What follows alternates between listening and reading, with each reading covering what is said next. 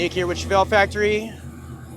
Today, Roger's going to take me for a ride in Rob's 70 Chevelle. We're also taking Glenn's 70 Chevelle out as well. We're over here at Ironworks, and we're about to go for a ride.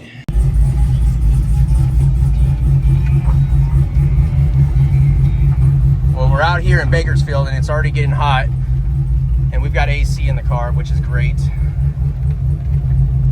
But with the engine sounds like this, you really want to roll the windows up?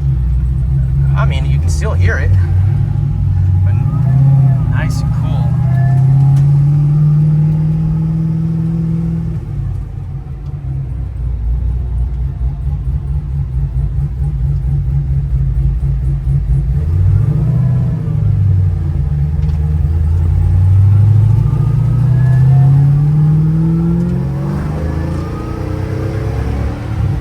What's the engine package in this one?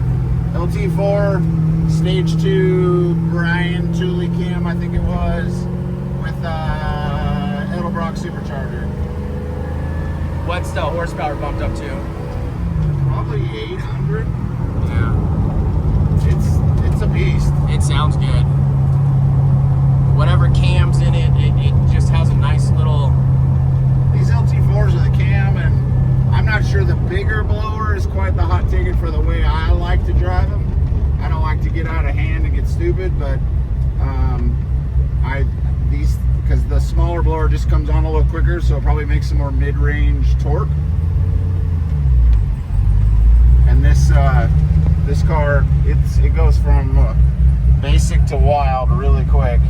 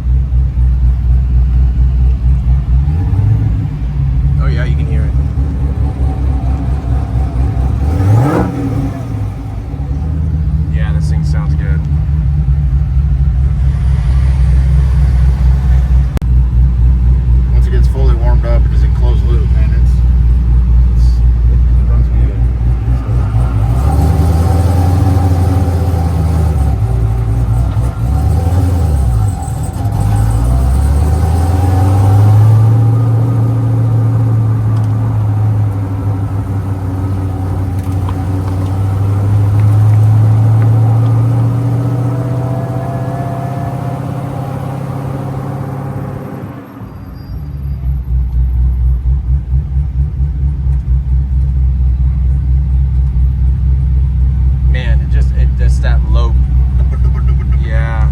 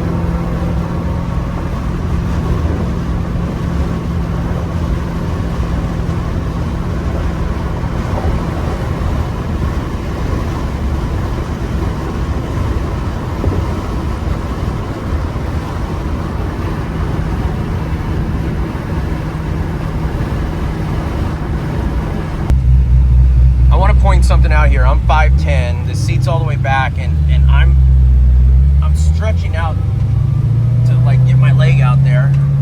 I'm sitting normal, so I got plenty of room. Roger, how tall are you, Roger? 6'6". 6'6", and this guy's got room for days. Got room room above them. So if you're a tall guy, these cars definitely will accommodate you,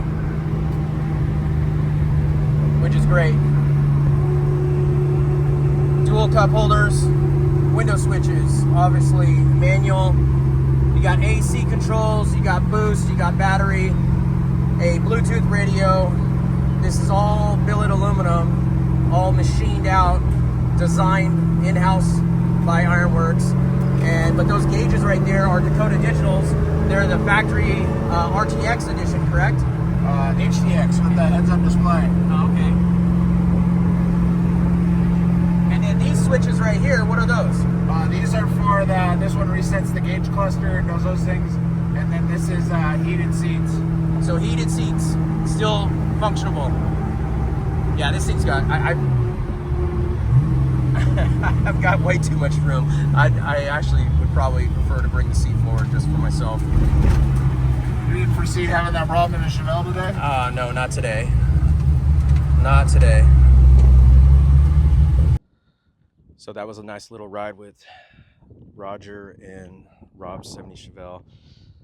Sounds great and obviously looks good. This one is sitting on a Speedtech chassis with the IRS rear end, so independent front suspension, independent rear suspension in the back as well. Really nice ride, and when it takes off, it definitely feels different than a straight axle. I haven't drove the car myself, so obviously from the driver's seat it's going to be a lot different of a forward bite feel, but just from the passenger seat you can kind of feel a difference as well, especially too with these big tires and wide tires, wide wheels. But yeah, man, this is a really nice setup that these Legacy series are built around. As we were driving, I was saying that this is all billet. It's a full billet, this piece right here. And they basically mimicked the factory SS dash, but then changed some aspects to it. So like obviously the vents on the side and in the middle are different, and you have a different style, newer version style for the headlight, and you have some other things as well, like those switches that are in the center right there. That one button is this is Dakota Digital gauges, so one button is to set the Dakota Digital gauge, because usually you'll have to put that underneath the dash somewhere, and you just have to trigger that when you're setting the modes on the gauges itself. So that one of those buttons is for that, and then another button, the middle and the one on the right, are for the seat heaters that are still being utilized in these Camaro seats. So these Camaro seats were a big deal for a lot of A-body guys to put them in there, but obviously getting the full function out of them has been hard because they're obviously a taller, the bracketry, and once you get everything in there, the mechanism, you know, it sits a lot taller than what you need in a factory car. But what Ironworks has done has made the floor recess down further to make up for that distance. So the seat itself sits a lot lower, which creates a lot more headroom to the headliner, which while we were driving, we showed Roger driving in and how much room he had. And then obviously I was showing also, these seats are all the way back, and I had a tremendous amount of foot room. Like I couldn't even touch my toes extended out to the firewall. And then Roger had plenty of room, and he's a tall guy. So obviously these seats can go forward as well, but you still have the full functionality of tilting and tilt back and full, you know, sliding back and forth, which is just phenomenal, because when you're building a car like this, that's one of the things that you run into is just headspace and being able to accommodate for a taller person. So yeah, and then the steering wheel. This steering wheel is very nice. Obviously it's replicating a factory SS steering wheel, but with, you know, new vibe to it, with the suede, you know, a line at the very top, so you know where you're at for centering when you're driving. So it's got a lot of nuances to it to bring it up to modern standards of like what your newer Camaros or, you know, any of the newer performance cars would have. These old cars have it integrated into it. The door panels, again, replicating a factory 1970 SS door panel, but, you know, all this right here is it's all held in by magnets, and this is all billet aluminum, and then I believe it's Cerakote in the center with all the black, and then multiple pieces. You have the pole right there where you grab a hold of, and that's billet on the inside, and then you obviously have some covers right here that are all nicely formed. Factory style pull handle. Obviously the window cranks are deleted because the electric window switches are now in the center console. Talk about that center console. Again, all billet aluminum. Cup holders, this right here, that's billet also, nice door. And this is the whole framing or body of the center console is all carbon fiber, and I'm pushing on it. This thing is stout. Mind you, some people might say that's a little rough on it, but I wanted to point out how sturdy and planted that center console is. In my factory car, I couldn't do that. There's no way I would be able to do that. But again, that's the things that Ironworks is thinking about when they're producing these cars, how to make that nice and sturdy so you can actually, you know, put pressure against it while you're driving down the road, or help you get in or position yourself with your arm. Obviously, this billet section right here is a lot heavier. And so if you're used to a factory dash, you've got a few mounting points on the outside and then one in the center. And you even know with a factory plastic dash with the gauges installed and a big radio and whatever else you have behind it, I mean, these dashes aren't all that rigid because they're plastic, but this is billet and that's heavy in itself.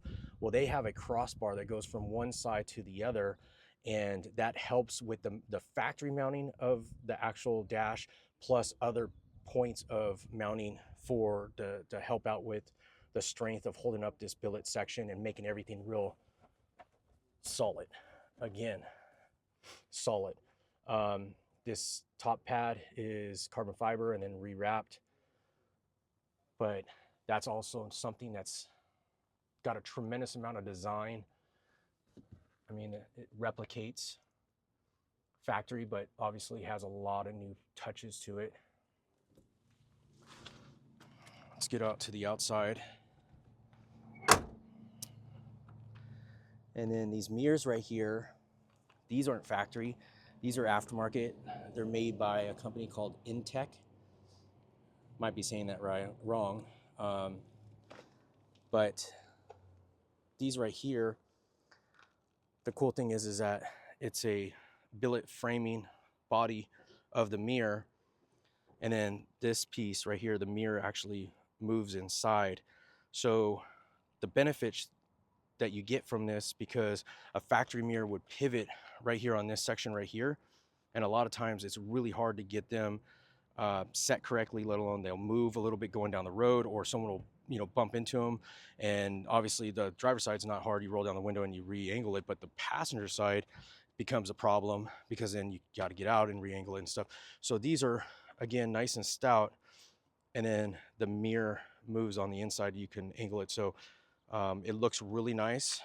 I mean, it looks factory, but obviously looks different, but they've done a really, really nice job of making them flow with the car and not disturbing the vibe of the car. This car is obviously not for a guy that wants a completely factory car. It's highly modified. There's a lot done to this car. It's insane. But if you are a guy that wants a factory replicated but highly modified it to modern technology, that's where this car really, really, you know, stands out. They do have some renderings of some more modern looking setups. They got a new hood that they're working on that's going to be a carbon fiber, more modern vibe and feel to it. And then obviously some other touches too that they're, you know, paint and other schemes and stuff that they're working on for their, you know, some of the upcoming future builds. But these first gen or first run are basically, you know, replicating a factory car. They didn't tuck the bumpers. They didn't shave off anything. Obviously things are a lot tighter and cleaner of lines, but nothing is disturbed from what the car would be factory. Obviously this one doesn't have, you know, the SS emblems on the side. So little things like that are changed. And then the side markers are gone too as well, but very, very, very slight stuff. I mean, if I wouldn't have pointed those out, probably a good handful of you wouldn't even recognize that the side markers on the front and the rear are gone. But again, no tucked bumpers, nothing crazy like that. The headlights are an aftermarket LED headlight to produce more headlight displacement for seeing at night. And then obviously it's got a lower valance on it, which a lot of times you'll see these valances on mini cars and they're plastic, rubber. Usually they're off of like just a 67, 68, or 69 Camaro that people are basically mounting up to the factory bumper. But this one right here is all redesigned for this bumper, and it's metal. It's actually metal right here. And it's got a nice flange to it, rolled around, you know, lip.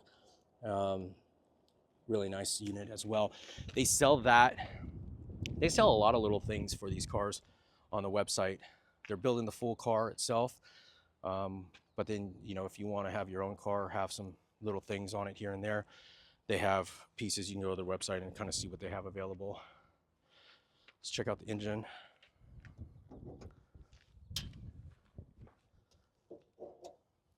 Again, factory style, you know, hood pins, nothing crazy.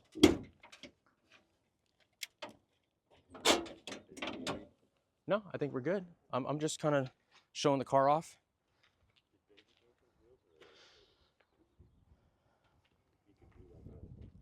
Yeah, grill, all pretty straightforward stuff. But then right here, you get into more technology and a lot of thought.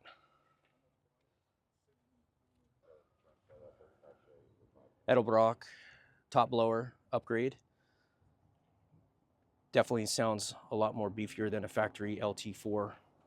And then these right here are not true valve covers. They look like it, but they're actually a coil cover that they made to replicate a big block. So those replicate the big block style and cover kind of the hideous coil packs that you would see in there. So that's pretty cool.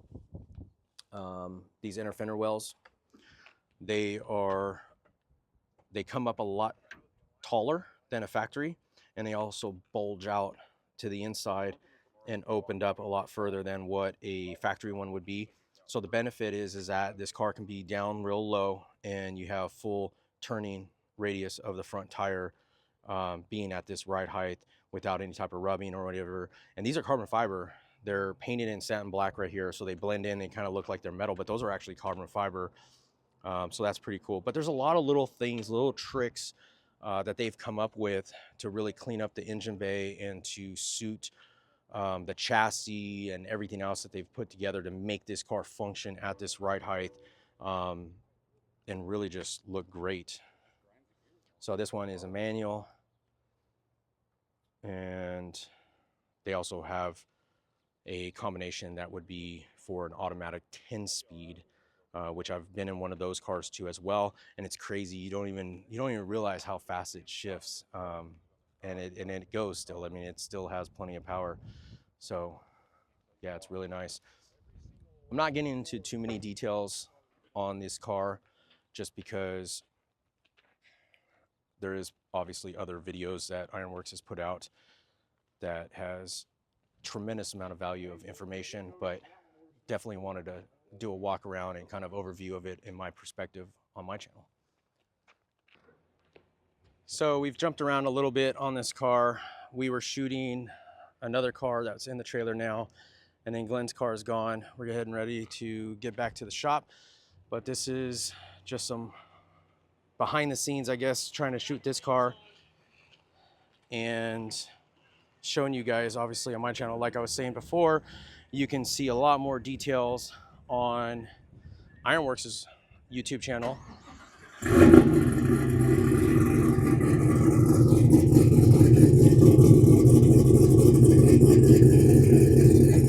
Man, that sounds good. All right, Jose is going to take us back to the shop.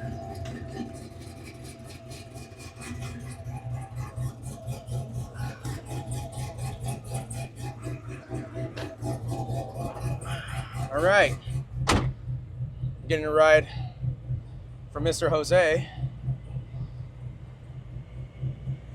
We got the AC on. Oh, he got shoes on this one. The last car that he was shooting, he had to drive with no shoes on. He has to get in and out because the car is so nice. 35 Chevy, that thing's immaculate.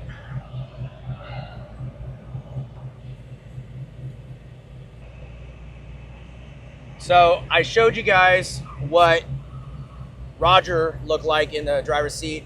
Now we got Jose. Jose moved the seat forward. Jose, how tall are you? 5'7". 5'7", so quite a bit shorter than Roger, but obviously the car still fits really nice for your size too as well. Your height, your legs, and what have you. Just more. And you can adjust it more. It's crazy how much adjustment these seats have. Yeah. And he was able to tilt the steering wheel down.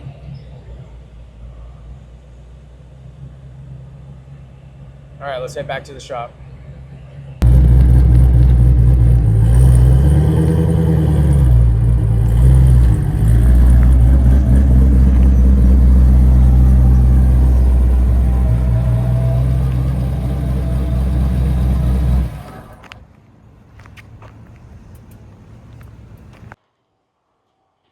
Okay, we're back here at Ironworks. I apologize if this video kind of jumped around and was a little incomplete.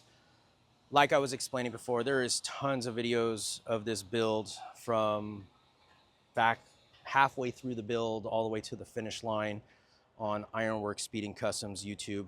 So I'm not going to bore you with like a very detailed video. I just wanted to kind of give you a little inside look at this car, and I got to drive in it with Roger and then obviously with Jose on the way back from this video shoot that we were doing with another car. But yeah, this thing is really, really nice. I just love the fact that it still looks original and you really don't notice anything in between. You know, the fact that this car just has all that old originality feel and vibe to it, but the performance that is hiding underneath it is just insane. The stance is great. The wheel design is just on point, and it just checks all the right boxes for a car like this if you're looking for a modified Chevelle platform.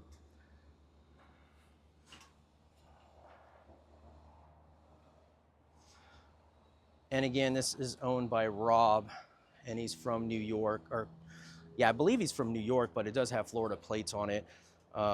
He's over on the East Coast somewhere.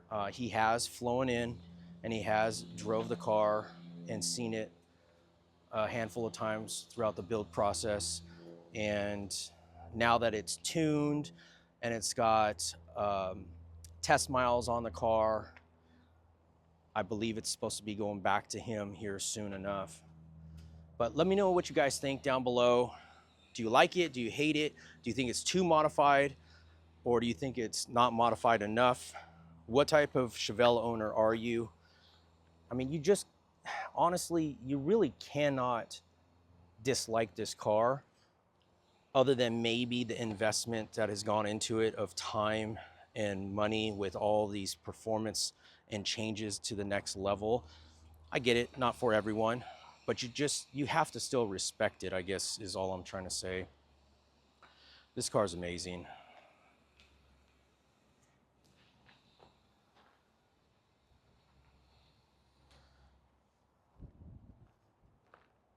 All right, I'm gonna stop drooling over this car. I'm gonna close out this video. Thanks for watching, everyone. Again, participate. Let me know with a comment what you think.